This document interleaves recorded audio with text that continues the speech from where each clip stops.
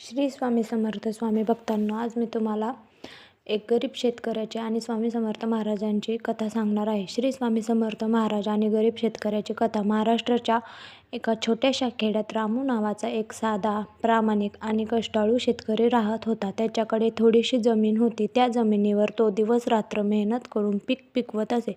त्याची पत्नी आणि 2 मुले आणि वृद्ध आई असे त्याचे छोटेसे कुटुंब होते. रामू मनाने खूप श्रद्धाळू होता. रोज सकाळी उठल्यावर तो देवाचे नाव घ्यायचा. त्याला श्री स्वामी समर्थ महाराजांवर अपार श्रद्धा होती. गावातील मंदिरात जाऊन जय जय स्वामी समर्थ असा जप करणे हा त्याचा नित्यक्रम होता. 1 वर्ष मात्र त्याच्यावर मोठे संकट कोसळले. पावसाने पाठ फिरवली. शेतात पेरलेले बीज उगवलेच नाही.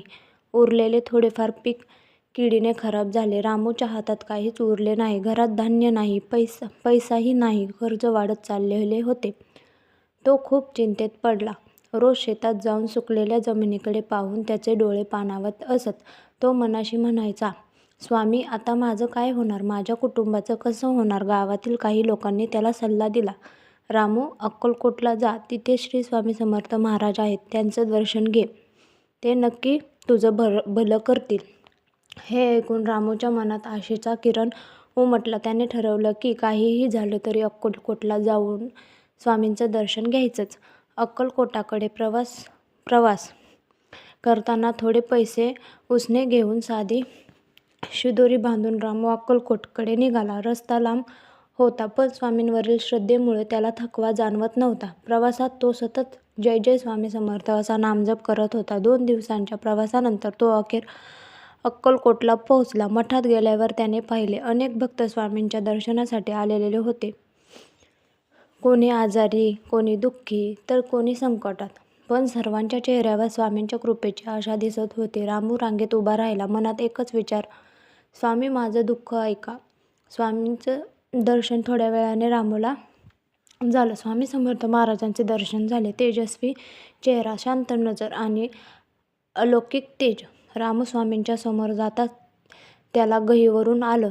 तो त्यांच्या चरणी पडला आणि रडत रडत म्हणाला, स्वामी महाराज, मी गरीब शेतकरी आहे. यंदा पीक गेलं, कर्ज झालं, घरात खायला अन्न नाही. तुम्हीच आता माझे तारणहार आहात. स्वामी समर्थांनी त्याच्याकडे प्रेमाने पाहिलं आणि हसत म्हणाले, भिवू नकोस रे बाळा, मी आहे ना. हे शब्द ऐकताच रामूच्या मनात अपार धीर आला. स्वामींनी त्याला विभूती दिली आणि म्हणाले, ही विभूती तुझ्या शेतात टाक. श्रद्धेने काम कर, सगळं नीट होईल. रामूच्या डोळ्यात आनंदाश्रू आले. त्याला वाटलं जणू साक्षात देवानेच त्याला आधार दिला आहे.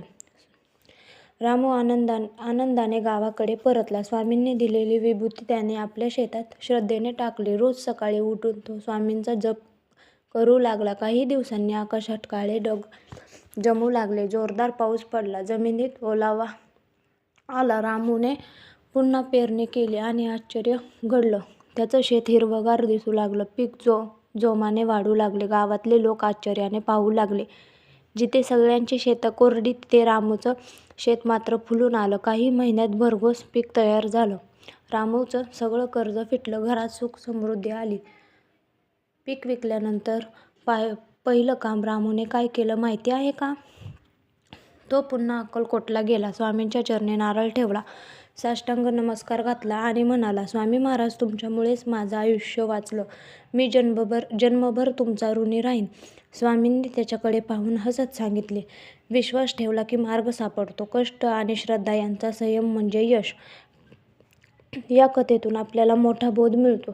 संकटे प्रत्येकाच्या आयुष्यात येतात, पण श्रद्धा, कष्ट आणि संयम सोडू नये. ईश्वरावर विश्वास ठेवला की मदत नक्की मिळते. स्वामी समर्थ आपल्या भक्तांना कधीच वाऱ्यावर सोडत नाही. आजही हजारो भक्त अनुभवतात, स्वामी आहे म्हणून काहीच अशक्य नाही.